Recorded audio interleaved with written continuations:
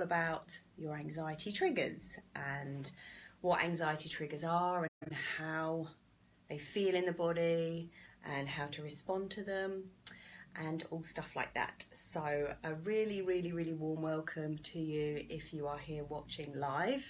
A big hug to you from me, because this is the first time I've done anything kind of interactive like this before. I've done sort of what I call radio transmission lives with me just talking, but this is my first interactive one, so it means a lot to me that you're here. If you're watching, do say hi, and it's very reassuring to me. So do get involved, okay, with the conversation. And if you're not watching this live, do leave a comment. I will respond to each and every comment, I promise.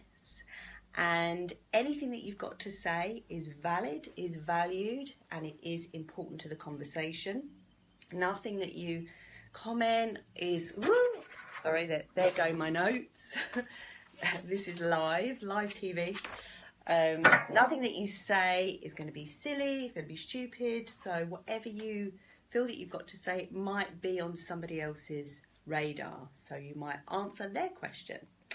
Be generous, do share and open. Give me your questions or any insights or any advice that you've got. It's doesn't just have to be me imparting lots of wisdom. I need you as well to open up this discourse. So, who am I then? Well, I'm Sally Garozzo, and I help people navigate their own anxiety. I help people find their voices in public speaking and also with singing as well. And I do this through a very powerful process under hypnosis called RTT. And I also do this through coaching as well, vocal coaching and sort of habit formation coaching to help empower people. So the reason for this intro series is really to get things going, to get the ball rolling. And I thought this would be a good place to start. So if any of you have read the description of the group, you might have seen all the different hashtags. And for some people, this might be a bit confusing. So I wanted to do a live, and each week that I do a live is going to be about one of those hashtags. Because when you get a group of people, especially anxious people, sometimes the conversation can spiral a bit out of control. It can get maybe a bit negative with people's opinions and stuff. So the hashtags just help to keep things in a little kind of nice line, which I like. Hello, Jean. Hello. It's nice to see you. Yay, someone's watching. Yay. Sorry, I'm getting excited. So if you've got any recommendations for hashtags, please do let me know. I'm totally open to feedback. So that is what each of these these Facebook Lives in the intro series are all about. To really discuss, each topic. So, and one of my core values is communication, is great communication, making sure we all understand what's going on. And I don't want any kind of lack of clarity to stop you, to prevent you from posting and sharing stuff on this group. So, let's get going. We're going to be looking at some of these questions today. What triggers, prompts, or starts anxiety within you? What is the role, function, and purpose of anxiety? And this is an interesting one because even though you've got something that you don't think you want, actually your mind thinks you want it. Otherwise, you wouldn't have it in your life. It wouldn't exist because your mind always gives you what it thinks that you want. So in treatment, you have to convince your mind otherwise. You have to convince your mind that it wants the thing that you think you don't want, i.e. what is the thing that usually sets off your anxiety, okay? So, but that's a whole other topic and I don't really want to get into that today. So almost always the role of anxiety is, and any other illness, is to protect you from something, to prevent you from doing something you actually want to do but your mind thinks that you don't want to do it. Okay, so That's usually public speaking, Facebook Lives, maybe driving, maybe getting on a plane. There's always some reason that you think it's not going to be good for you. Or to punish yourself. Not so much in the case of anxiety. This normally comes up with other bodily illnesses, but yeah, the mind can play tricks on us. So when you believe that you've done something horribly wrong, you can create an illness or a condition to actually punish yourself. And we can change that. But normally anxiety isn't about that. Anxiety is normally about preventing you from doing something or protecting you. So so the other thing we're going to talk about is, what does anxiety feel like in your body and in your mind? Because anxiety, the feelings of anxiety do morph, they do change, they're quite fluid. It's not just sort of one thing, and this is something that I find particularly interesting. Do bear with me, I've got cotton mouth. Just going to have a quick slurp of tea. So, what prompts or triggers anxiety in you? I'm going to go first, if that's all right, but feel free to jump in whenever you want to. I can see the comments. So when I talk about my own personal experiences of anxiety, I have to be very careful to convince my mind that they are not happening right now, because it's so easy to trigger anxiety with your thinking. It's very easy to just set it off, okay? That's why I want to keep the group nice and positive, keep it uplifted. Otherwise, the more you talk about it, the worse it can get. It's kind of like a self-perpetuating vicious cycle. And that's because the mind always believes what you're focusing on, okay? So it's really important to shift our attention from to understand what's going on with anxiety, but to then shift our attention to something a bit more wanted, okay? To not kind of stay fixated and stay focused on the thing that is triggering us right now. So one of my main triggers is, here we go, overwhelm. Overwhelm, coping with chaos, I call it. So I like things, I've got Virgo rising, I like things to be very ordered, very neat, very structured, very tidy. It helps me to feel an inner sense of calm. And let me know if you're like that, if you like things calm and ordered. I like my business processes to be kind of sorted and structured, and so I know what's going on. And the kind of decor that I like in my flat is that minimal sort of Scandinavian style. What have you said? Me too, Jean. Yes, good. I'm glad we agree. And if I could build a house, or if I had all the money in the world and I could buy a house, it would be that super clean square box, all white inside, all minimal, with kind of stainless steel taps and things like that. That is just what appeals to me, and it would be great to find out what kind of a house you would build if you had all the money in the world, because I think that says a lot about you. The issue I have is that I'm also a very, very, very creative person.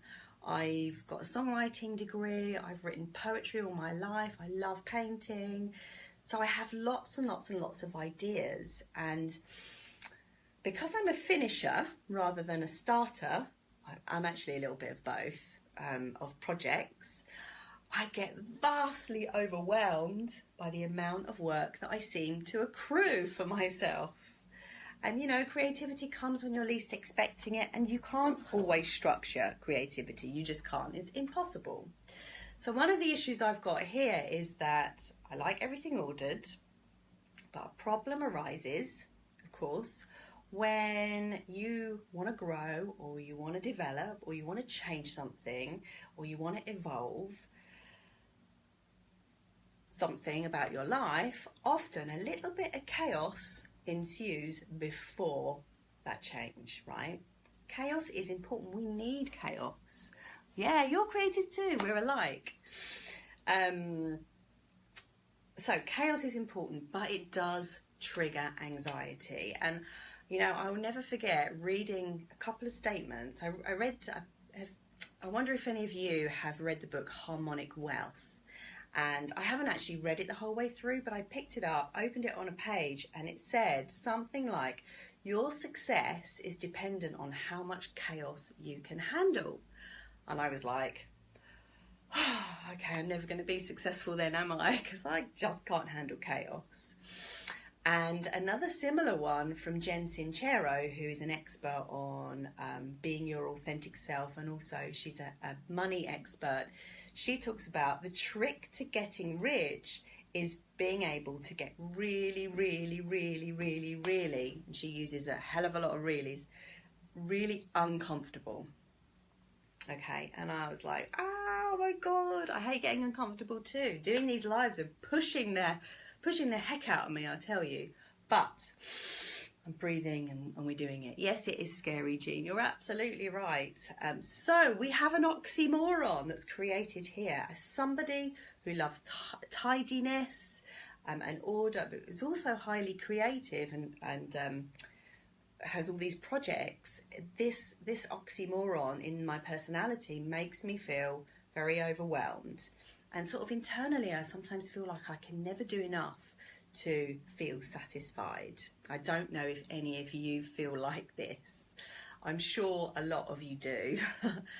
So as a consequence, this is what happens. I end up working too much. And I am a bit of a workaholic. And it has a massive impact on my nervous system. So if this is sparking anything within you, please let me know in the comments, because it helps to create this amazing conversation that we can all have. So what does this kind of overwhelm feel like in my body? Well, I can tell you it feels like jaw tension. Sometimes I'll be watching TV at night and I'll feel this like, oh, why can't I relax my jaw? And I have to really like work on relaxing my jaw. It also feels like tightness in my chest, and like my chest is sometimes in a vice. It feels like my solar plexus is doing washing machines, and it feels like, you know, my muscles are really, really painful. If I press, sometimes my arms and legs, they feel really, really painful. And I often get dizziness as well, and, you know, it's not a pretty picture, anxiety, is it? Jean, what have you said?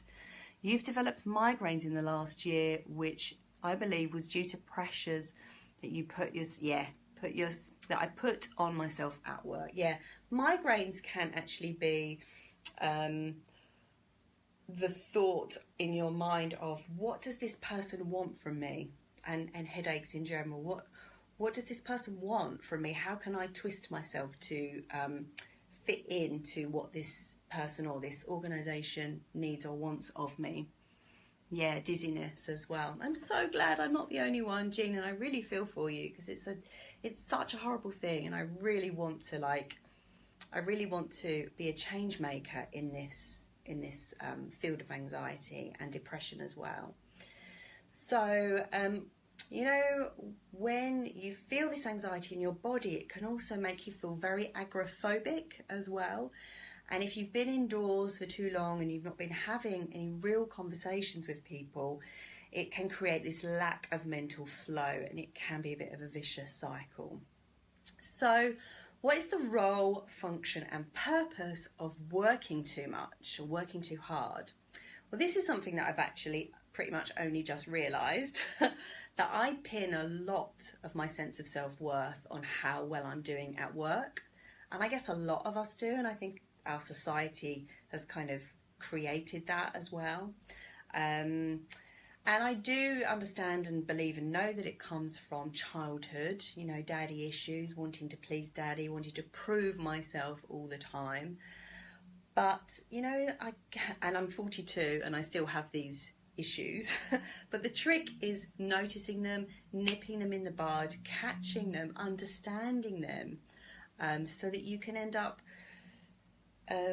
treating yourself and catching yourself and going, you know what, just because I don't have the level of inquiries that I want this week, it doesn't mean I'm a failure. I'm still enough, you know. Yeah, the agoraphobia thing, Jean, yeah. Yeah, you just got to leave the house. You've got to take a deep breath and have some conversations with people and talk yourself back into sanity. Just bear with me, I'm going to have a quick slurp of my tea. So this brings me on to my next point, my next trigger, which for me is loneliness and being on my own too much. And it's not necessarily being alone, although that can trigger anxiety, but loneliness and feeling like nobody needs you can really, really trigger anxiety within me. And please notice that I'm not using my anxiety. I never say my anxiety anymore. I used to, but I realised that when you call something my anxiety, you are owning it. And anxiety to me is more fluid than that. It comes and it goes. It's not mine. I want to own my computer, and I want to own my phone, and I want to own my clothes. So they are mine. I want to own my sanity. That is mine. But anything I don't want to own, I don't call it my anxiety anymore. So I would encourage you guys to do the same. Just call it the anxiety that I experience, or this anxiety, rather than my anxiety. That's a really good one. So coming back to loneliness then, there's a good reason why loneliness triggers anxiety within us. And this is something I've just discovered and I love it. It's a game changer. When we were hunter-gatherers and we needed each other to survive, let me rephrase that. So back in the day when we were hunter-gatherers and we needed each other to survive, a few of us would hunt, a few of us would cook, a few of us would light the fire, a few of us would build the houses, a few of us would take it in turns to watch for beasts. And we needed each other. Without each other, we couldn't survive. It would be a network that would break down. So therefore, being banished or outcast, or if you lost your tribe or became isolated, it would mean certain death, pretty much. And the only way that you might survive would be if you became kind of hyper-vigilant. So that way your nervous system would like switch up to number 10, and you would like hear every little sound around you. You would see everything. Your senses would become hyper-vigilant. And that is what anxiety is, right? And today we live in a world that is so fragmented, right? We live in our flats, in our little boxes. We go out of our flats, we go into our cars, we go onto the bus, the train, we put our headphones in, we don't talk to each other. We just kind of go about our daily lives, and we feel so isolated. Even if we like work with lots and lots of people, we still can feel isolated if we don't feel that we are needed in any way. So, I mean, I work from home and I feel it dreadfully sometimes. We communicate via the screen. We rarely pick up the phone. You know, conversations is such an incredible antidote to anxiety. And our bodies just know that something is going wrong. We can feel it deep within our core, because this need to connect to other people, to be part of the whole, is sort of diminishing, really. And I'm just changing my notes over. So having ended up with a mild form of workaholism, this in turn has kind of taken me away, because I've been so focused on work, computer, being a success, must prove my self-worth, has taken me away from building those nurturing, those beautiful, deep, connected friendships, which are one of the stabilizing factors in the treatment of anxiety. I mean, I didn't even realize that they were important until recently. I tell you, it's such a game changer. And so I'm becoming more and more and more aware of the importance of these connections. So getting involved with things like choirs or workshops, or setting up your own groups where people feel like they are part of the whole. It's like that synergy effect. And the trouble is, the more we isolate ourselves, the more agoraphobic we become. It's like a vicious cycle. And there are numerous things that we can do to safeguard against this loneliness. And if you've got any ideas of your own, please comment. You know, the more you comment, the more you will inspire other people, because we want to eradicate this once and for all. I know I do. I don't want to experience anxiety anymore. I've had it up to here with it. I am done. So let me just take another slurp. It's really all about training yourself, training your mind, getting a coach, being coached, or be a coach to other people to help us change and break these habits, so we can break these cycles that we don't need or require anymore. So I was thinking a little bit about the role of loneliness and why we keep ourselves to ourselves. What is it? Why do we stay small? Why do we stay indoors? Why do we stay lonely and alone? And I realised that it's, in a way, we kind of convince ourselves that people aren't going to want us, or aren't going to want what we've got to offer, that we are not good enough, that we are not intelligent enough. It's not about that. It's about kindness, it's about compassion, it's about generosity. And I know that all of you watching this have got those qualities within you. Jean, what have you said? I force myself to go out for a walk whenever I feel lonely, and I try to get involved with conversations with Seymour, with walkers. Even something small, it really helps. It totally does, Jean. You're absolutely right. Just smiling to a stranger can make them feel happy, and then that can make you feel really alive inside. So thank you for sharing that, Jean. So one of my other anxiety triggers, just moving on from that now, is people pleasing. People pleasing. So it often comes about when there's just me and another person. So rarely when there's like a group of us, because like you can kind of take a bit of a back step. But when there's just me and another person, I kind of feel like it's my responsibility to make them feel good, when actually it's not at all. And also I get this like deep feeling that I have to agree. Oh, pardon me. I have to agree with everything that they're saying, that being disagreeable or disagreeing is going to somehow like make me feel really unable to cope, tongue-tied, or just highly anxious. I don't know if any of you feel like this. So we could literally be here all day talking about where that's come from, and I can give it to you in a nutshell. When I was younger, my dad would... if I disagreed with my dad would be a little bit hurtful and a bit sarcastic, and it's not through any fault of his own. I love my dad, I adore him, he's my idol, but he does have a way with him, and I just don't think he knew of any kind of softer approach. But it did affect me massively when I was a child, and because the mind learns all of its behaviours, you know, in those childhood years, we're kind of adults with a child's brain in a way. We're living out our childhood programming. So you really have to kind of convince yourself that you don't have to agree with everybody, that it's okay to disagree. You know, I would feel like I would be shamed or humiliated because of my dad's sarcasm. That's how I would feel inside as an adult if I ever disagreed, and of course that's not true. And a consequence of being constantly agreeable is that you begin to shut yourself down. You shut down all of those colourful qualities. You shut down your inner rebel, and the world needs rebels now more than it's ever needed rebels.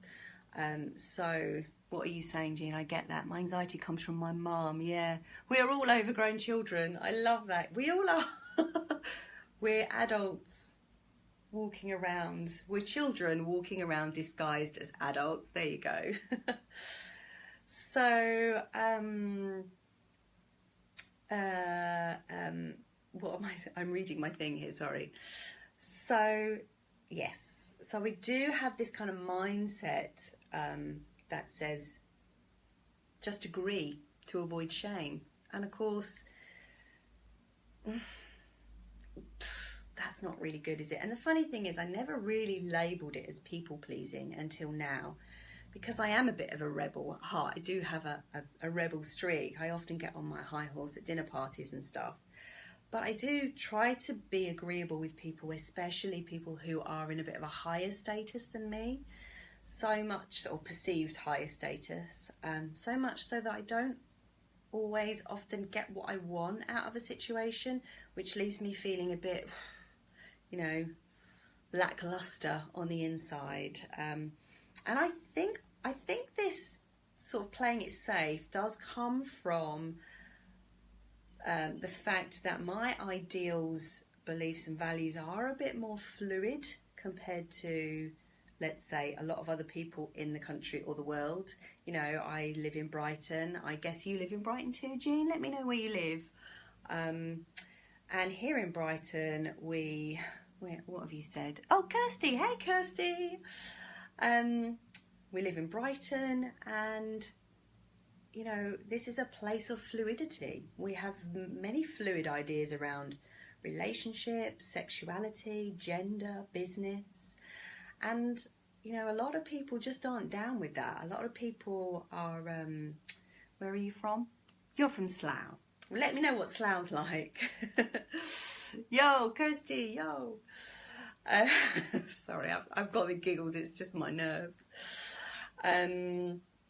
So people pleasing, people pleasing, and I think it does come from this sort of slight sense of, oh my God, I actually do think very, very differently to you, but I can't say because I'm frightened of not being accepted, being shamed, being humiliated, being asked to prove myself, and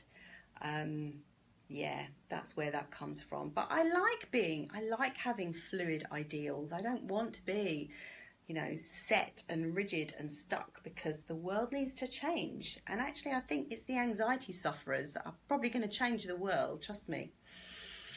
So, how does this people-pleasing manifest in my body? Well, this is hilarious and so ironic.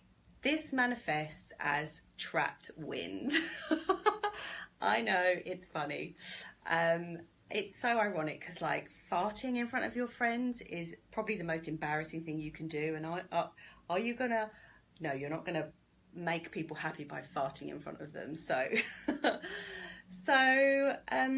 it's a bit of a weird one. In fact, I've got a mate that actually doesn't mind letting farts go in public. So maybe I should just be a little bit more like him and not care.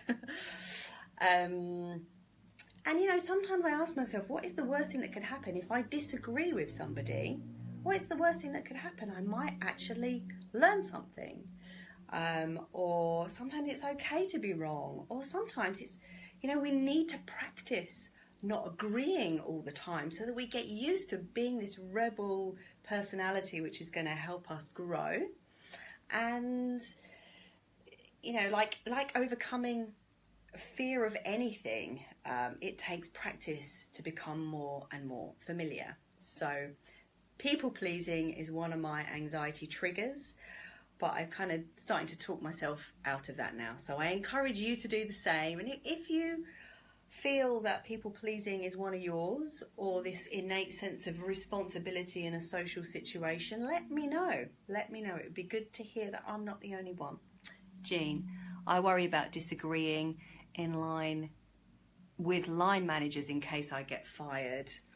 It's a tough one, I know, but sometimes it's that risk, isn't it? It's that I hear you, but sometimes you just got to step up, and maybe your idea is going to save the company or give the company a new lease of life or something like that. It's important to speak up. And I know that Kirsty in her group, Feminine Fierce, is doing a live about speaking up. So, Kirsty, perhaps you could post when that is going to be. So, the next thing that, my next trigger, is it a trigger? Yeah, I guess it is. It's hypochondria. So basically, when the anxiety that I experience starts getting a bit out of control, this is when the hypochondria can start to occur. And it's mind games, it's mind tricks. So sometimes you have to gauge how much anxiety is okay and how much anxiety is not okay. So you'll have your own level, you'll have your own tolerance. So for me, I know that if I've been working too hard and I start feeling it in my chest with chest pains, and I get like little pains in my head as well, then my thinking, especially at night time, will start spiraling out of control, and I'll be thinking that I'm having a heart attack or a stroke. Now, it's very, very interesting because the mind can create the illusion of any symptom. The mind can create the illusion of any symptom, and if you focus on it enough, you can create the actual illness. But the magical thing is that the mind can also take it away. So when you find a bit of peace, calm and balance in your life by doing whatever you do, breathing, connecting with people, you know, I find eye gazing amazing. You should try it. When you find that balance, the symptoms just disappear. Let me know if you've experienced this. I know that if I'm you know, working, and I get too caught up, they spiral out of control. But as soon as I restore the balance and get more into the feminine, get more into the being, get more into the breathing, they just disappear. So obviously the role of hypochondria is to protect us, because if there is something wrong, we do need to worry about it and we do need to go to the doctors. But it doesn't actually work. It's not a good programming in our mind. It kind of disempowers us to allow our thoughts to get that out of control. So we have to nip it in the bud. It's this nipping these things in the bud before they spiral out of control. What is eye gazing? I did it at the weekend. I did it on Sunday. We walked around and we stood in front of people. It was a workshop setting, and we just stared at each other for maybe 2 minutes with the intention of seeing into that person's soul and recognizing a part of you in them. It was amazing. I totally cried. I so needed it. Yeah, I'll be probably talking a little bit more about it at some point. So one of my other triggers is being in and around in a noisy restaurant or a noisy environment. But the interesting thing about this is I've been in hot, overcrowded, noisy restaurants with people who I love and who I'm inspired by. And I've also been in hot, crowded, noisy restaurants with people who I'm not actually that inspired by and who I actually don't really want to be with, who I find draining on my energy and who I find just a hard work to be around, really.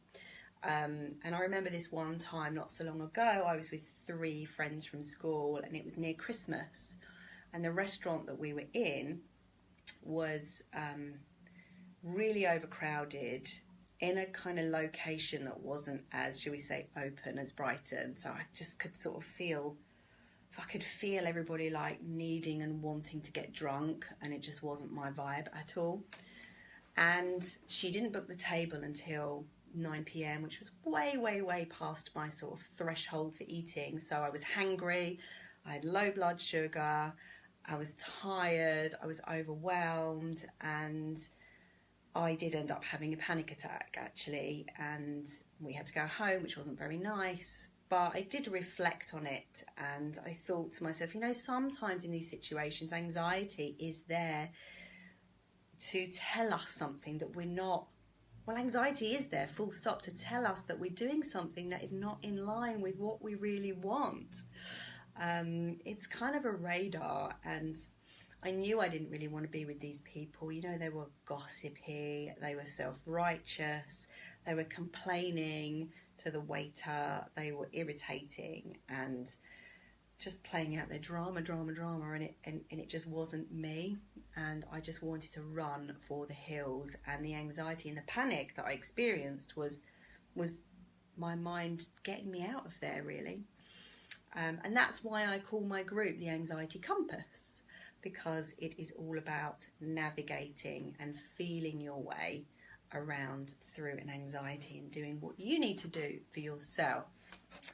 So let me know if any of this is resonating, if you've had any similar experiences yourself with noisy restaurants or people. Was it the restaurant? Was it the heat, the crowding, the volume, or was it the people who you were with?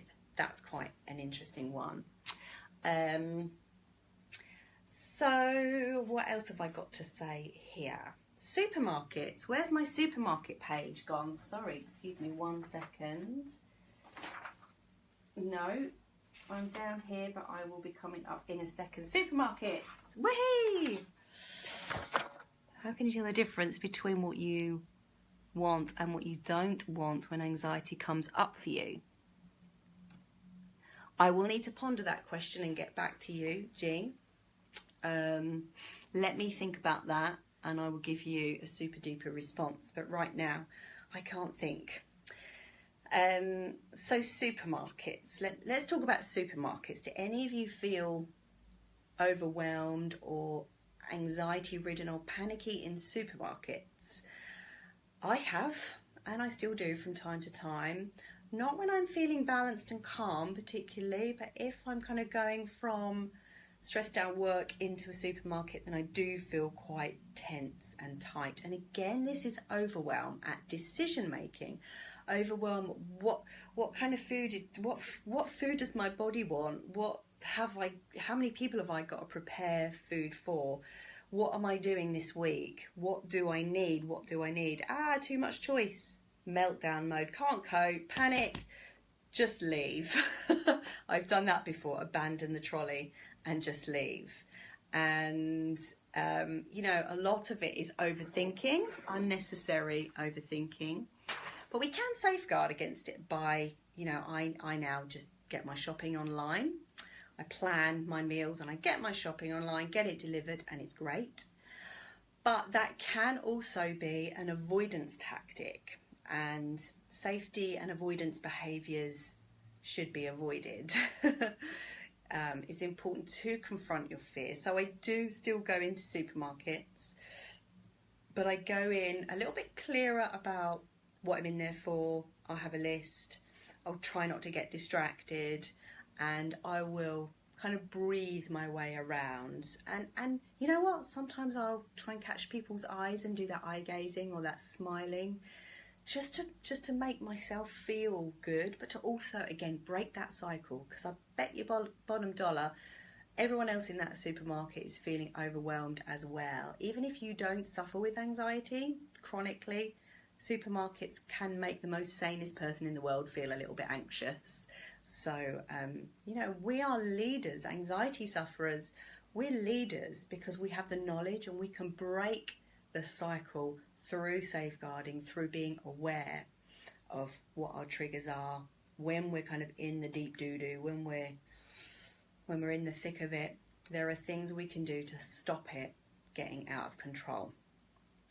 So, my final trigger for me this isn't an exhaustive list, by the way, but I'm very conscious of time and I don't want to keep babbling, is traveling. Now, it's not what you think. It's not flying, because I love flying, I love driving, I love buses and trains, and I don't get anxious once I've reached my destination. But it's that in-between stage, that stage where I've left my home and now I'm at the mercy of other people's systems, basically, to get me to my destination. So it kind of feels like this homelessness. I feel homeless until I've reached my destination, and it kind of manifests as being in my head, sort of feeling a bit restless, not being able to relax that much. Sometimes I can get really snappy.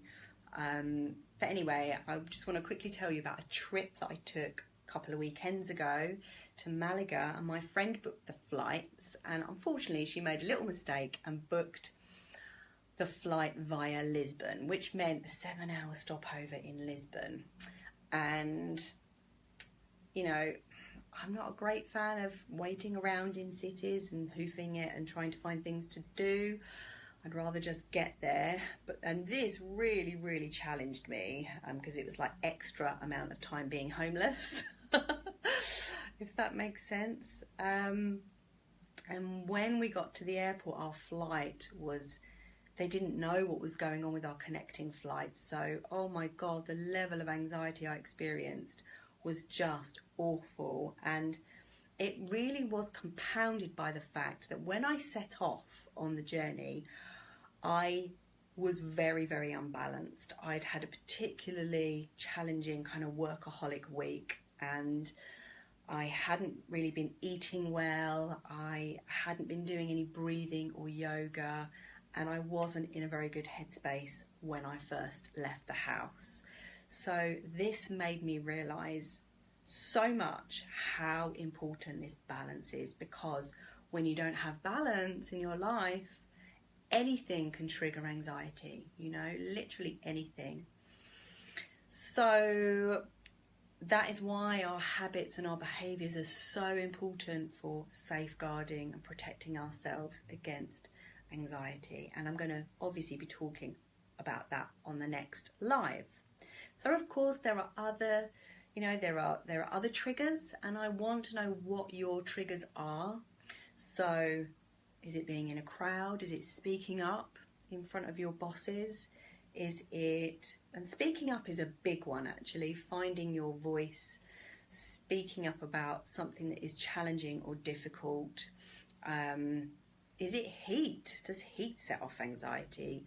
Does money worries set off anxiety within you? Or is it like family, being around family that triggers you? Because I know for me, being around family can be a big one. It's like all my childhood stuff comes up to the surface. So you have to have good measures in place to stop yourself spiraling out of control in these situations. Now today we haven't spoken about solutions, but I would like you guys to get your creative thinking caps on and start to think about some of the ways that you can safeguard against your own anxieties, or even some of these that I've presented today. How can you prevent them? What measures can you take to stop anxiety from happening, or shall we say getting out of control? And post them up or save them for the next live. You're welcome to post them in the discussion using the hashtag safeguarding, and feel free to use the hashtag anxiety triggers. Is it anxiety triggers? No, the trigger one is actually this. This is me. I think you might need to have a look. I might not be 100% correct. So your own personal triggers, this is me, or if you've got anything else you want to say about anxiety triggers, then post up. You can ask anything, anytime. I will respond to every comment on the group. So also I want you to think about what anxiety might be protecting you from, or what might it be preventing you from doing. Let me know on this thread, or just post separately. You can use the hashtag anxiety triggers, or just triggers. Let's say that for now. And that's it. I have one request from you. If you're watching this, if you've managed to watch all the way to the end, thank you so much. So we know that anxiety is at epidemic proportions now, and I want to be a change maker in the field of anxiety because I've experienced it. It's horrible, and I have got some amazing things that I do now to safeguard. And so I want to ask you to share this live with your friends or your family who you feel could do with a little bit of TLC around anxiety, or share the group. Invite your friends to this group, or people who you think might be interested or would benefit from being in this group. So the next live is on the 23rd, Monday the 23rd of April at 2 p.m. and we're going to be talking about safeguarding. It's all about what measures we can take to protect ourselves and our nervous systems from anxiety, and also how we can break the cycle, the vicious cycle of anxiety, and actually maybe even create a virtuous cycle of